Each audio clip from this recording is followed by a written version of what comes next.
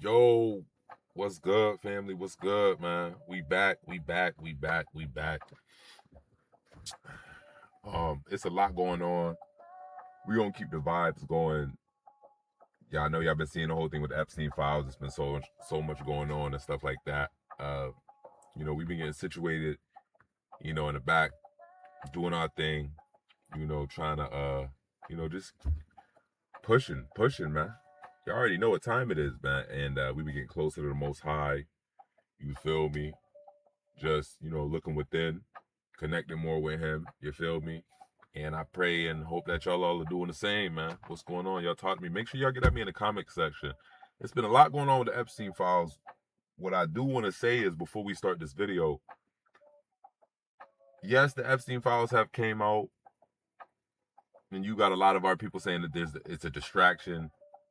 I say it's a little bit of both. Like, it can be made into a distraction. You feel me? We're using the Epstein files and things of that nature to identify these demons and understand what we're dealing with down here. Just verify the Bible. You feel me? All this is doing really is just verifying the Bible, family. So that's how y'all should really take it. It's all just verifying the Bible. You feel me? If you watch the files and you get into these things, you feel me? You can become possessed. And I'm very blessed and thankful that there are people out there that have that understanding and have those eyes to see that. You feel me? And they're online. And when you see it, guys, we coming together. The blind will be blind, but the people that are awoke and really see the changes and feel it in our trying their hardest to deal and fight the demons that they deal with on an everyday basis. Y'all know what I'm talking about, whether it's lust, gluttony, uh uh, uh rage, all of your sins, the 7 deadly sins and more. You feel me? So let's get into this video, man. This video right here is from Jeffery Saks. I think this is the dude, one of them big owners of one of them banks or something, but he's not in the Epstein files. Is he innocent? No, because the Epstein files is probably just 1% of a huge, as we all know this already.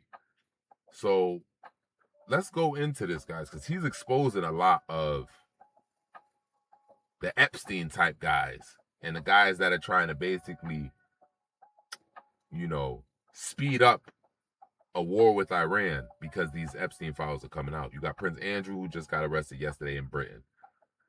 Britain, they doing their thing, but I believe this is the last days of like our government, guys. Like, for real, they looking bad, and you got Britain, they starting to put their guard up. Like, man, we not messing with y'all, man.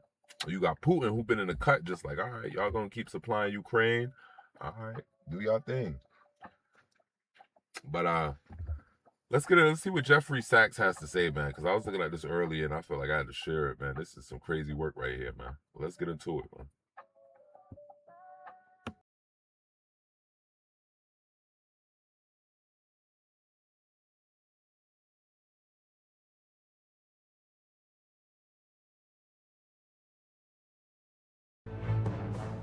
He's a deep, dark son of a bitch, I tell you, because he's gotten us into endless wars, and because of the power of all of this in the U.S. politics, he's gotten his way. But that war was totally phony. So what is this democracy versus dictatorship? Come on. These are not even sensible terms. And even if they were sensible terms, under the UN Charter, we can have our democracy. You do what you want. I'd love for the United States to be a functioning democracy and to be a good example for other countries.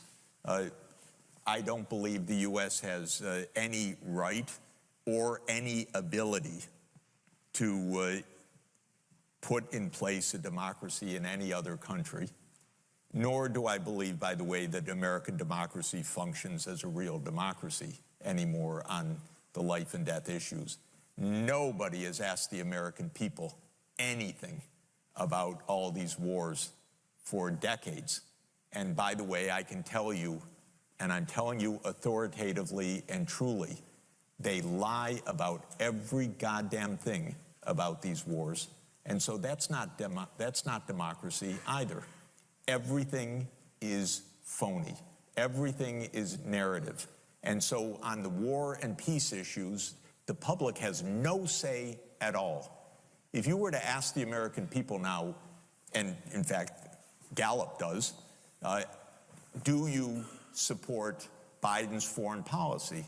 I think the support is, you can look it up, 25 to 35% perhaps. I don't even think it reaches 35%. Where's the democracy in this? It's a game. This is the deep state, and they have their wars, and every war has been phony. Some wars the American people are basically never told about. For example, the war in Syria.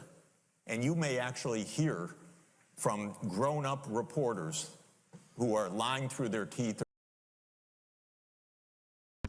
That's the whole problem with what we have. It's really, what are we fighting for? And this is crazy coming from a guy like Jeffery Saks, because it's like, it's confirming all the conspiracy theories and stuff like that. They all lies. We don't even know what we're really fighting for over there. 4 years before Russia. That. And how many times did the New York Times report on Operation Timber Sycamore, which was the presidential order to the CIA to overthrow Bashar al-Assad? 3 times in 10 years. This is not democracy. This is a game. And it's a game of narrative. Why did the U.S. invade Iraq in 2003? Well, first of all, it was completely phony pretenses. It wasn't, oh, we were so wrong, they didn't have weapons of mass destruction. They actually did focus groups in the fall of 2002 to find out what would sell that war to the American people. Abe Schultzke, if you want to know the name of the PR genius. They did focus groups on the war. They wanted the war all the time. They had to figure out how to sell the war to the American people, how to scare the shit out of the American people. It was a phony war. Where did that war come from? You know what? It's quite surprising. That war came from Netanyahu, actually. You know that? It's weird. And the way it is that Netanyahu had, from 1995 onward, the theory that the only way we're going to get rid of Hamas and Hezbollah is by toppling the governments that support them. That's Iraq, Syria, and Iran. And the guy's nothing if not obsessive. And he's still trying to get us to fight Iran this day, this week. He's a deep, dark son of a bitch, sorry to tell you, because he's gotten us into endless wars, and because of the power of all of this in the U.S. politics, he's gotten his way. But that war was totally phony. So what is this democracy versus dictatorship? Come on. These are not even sensible terms. And even if they were sensible terms, under the UN Charter, we can have our democracy. You do what you want. It happens to be the case that China has had a centralized administrative state for 2,245 years, ever since Emperor Qin Shi Huangdi unified the Qin dynasty. There have been a few periods of disintegration of the dynasties, but if you look through the Qin, the Han, the Tang, the Song, the Ming, the Qing, till today, till the PRC, this is the same structure, by the way. This is an administrative state ruling over almost the same region, by the way, for more than 2,000 years. So, and by the way, it has been wondrously effective for a long time at keeping the internal peace. China's only wars were nomadic invasions from the steppelands in the north. And then one crazed, well, then the Mongols invading, that's part of that, and one absolutely crazed shogun in the 1590s trying to take over China, and he made it as far as Korea and was killed. Other than that, this has been actually exceptional statecraft until Britain had the genius idea of fighting a war to sell opium in China in 1839, one of the most noble efforts imaginable. That started the modern era of China. So I don't buy it at all. But even if it were true, it's illegal under international law, unwise, and, look at the great accomplishment of pouring in, I don't know how many hundreds of billions of dollars into Afghanistan for 20 years to get from the Taliban regime to the Taliban regime. This is American genius at democracy promotion. They don't care at all about democracy, by the way, at all. They topple governments they don't like that won't do their bidding. They topple democracies if they don't like them. They'll topple anybody that they don't like. That's how it's worked all along. They never said, oh, we can't topple Mossadegh in 1953. He's a democratic government.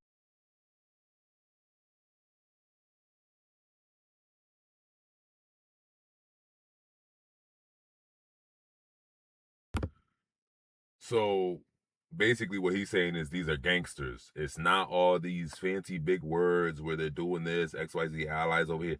These are people that are toppling governments they don't like. These are billionaires. So when there's wars, they find out ways to sell us, ways to basically play off our emotions, to sell us wars, sell us, reasonings to go to war. So they look like the good guy. You feel me? Like, that's crazy work, man. I respect, we're not saying this dude is 100% innocent, but for him coming up here, and that just lets you to believe that it don't just stop with Epstein. They had enemies too. You feel me? They all, yeah. Learn, y'all. Watch, identify. That's all we could do.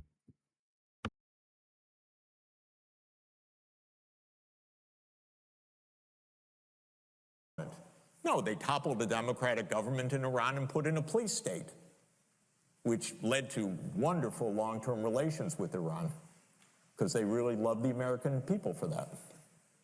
So this is not about democracy. This is a game, and it's a terrible game, and it's a secret game, and it's played by the CIA, which is the most important agency in the United States, because they have complete secrecy, complete unaccountability. There was one review of the CIA 49 years ago, the Church Committee, and nothing since then. And as one of our CIA directors, they're all, I was going to say one of the worst, but they're all the same by the time they get there, or by the time they leave there, because the agency takes them over. Pompeo said, as he was proudly explaining the role of the CIA to some Texas students a few years ago, and you can find it online, he said, what do we teach at the CIA? To lie, cheat, and steal. And that's a pretty good encapsulation of the methodology. And that is a very dangerous world being created that way. So China's not going to turn the U.S. into a dictatorship. Maybe the U.S. will turn into a dictatorship. Maybe it will just turn into a plain old plutocracy. Maybe it will turn into a military-industrial state as the complete dominance. I don't know. But it's not going to come from China. It's going to come from inside. That's where our risk is. AIPAC, of course, is the Israel lobby. It's been extremely influential for decades. It's a significant campaign funder, but it's also one of the paradoxes of American power, which is that a few $100 million buys tens of billions of dollars of U.S. response. Basically, our Congress sells itself for very cheap.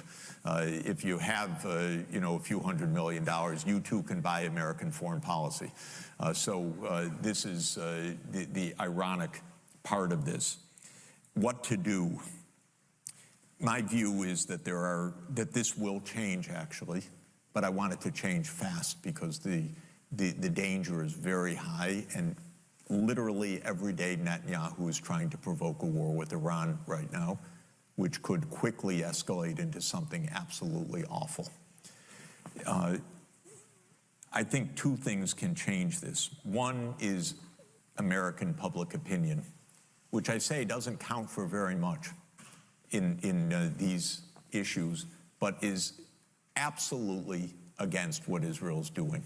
And this has been a shocking period. It's so vulgar, it's so out there, the bombing is so relentless, the viciousness of it is so terrible that it has shocked the American people, especially young people, but actually the few times I've said that on air, lots of older people have written to me indignantly saying, I'm against Israel too, what it's doing. So it's actually a pretty widespread view. The second thing is that world opinion is shocked. And not only world opinion, political opinion worldwide. So I hang out at the UN. Israel has no backing at the UN for what it's doing. What it has is the US veto and Europe, as usual, hiding behind the US or abstaining in votes. Even the European Union's divided because it's so awful what's going on that Ireland and Spain and Norway and others are recognizing the state of Palestine, despite the US saying don't do that. But on resolution after resolution, there's an overwhelming majority against Israel's actions. There was this July an International Court of Justice ruling on the illegality of Israel's occupation. I think there's likely to be an ICJ ruling in the coming months that will find, I believe, Israel to be in violation of the 1948 Genocide Convention. That also will be a shocking moment, and I think it's likely, although you can only imagine the lobbying pressure that is being put on right now. So these are two forces that are at play. My idea specifically is I'm urging, actually quite actively, the Organization of Islamic Cooperation and the Arab League to put forward a specific plan now.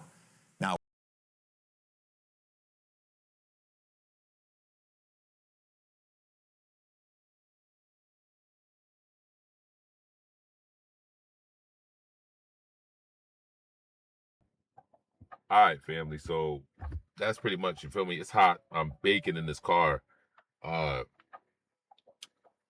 That's pretty much what it is, y'all. Jeffery Saks, he's talking about, I mean, this is really a big mess, y'all, because over there you got some people, everybody that's within these politics are involved in different dirty things. So it's a big spider web of mess. It's just ridiculous, man. So it's like, we just, at my point, all black people could do is keep working. You feel me? Stay close to God, praying, stay close to God. And I mean Jesus Christ, the most high heavenly Father. I'm not playing. We're not talking about, because this is, there's a lot of tricks, there's a lot of counterfeits, a lot of everything out here, y'all. So y'all got to acknowledge these demons and move on. Don't stick to them, don't cling to them, don't, feel me? Acknowledge them and move on. You feel me? Understand that you belong to the source. You feel me? And it's going to get worse. We're going to see some stuff, y'all, but we will prevail. We will prevail, man. Shout out to all our good brothers. Shout out to the family. Shout out to the kids, man. We're going to be talking about a lot of things, y'all, but we're not going to stay stuck on, the files, what's in the files. We know what's in the files, man. We've been talking about this for a long time, and this just verifies it. Now, we move forward. We keep it moving. You feel me? And we do our thing. Till next time, man. It's your good brother. Salute.